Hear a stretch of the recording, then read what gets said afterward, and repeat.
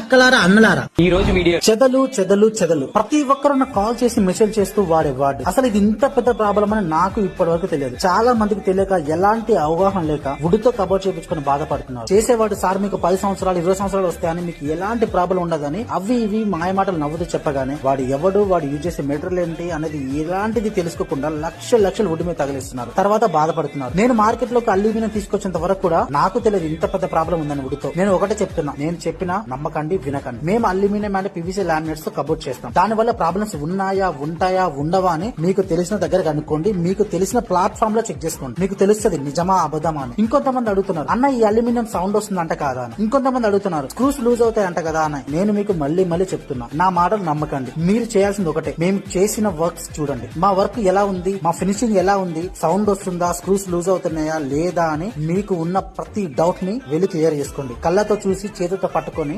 ఆలోచించండి. అప్పుడు మాతో వర్క్ చేయించుకోవాలా వద్దా అని.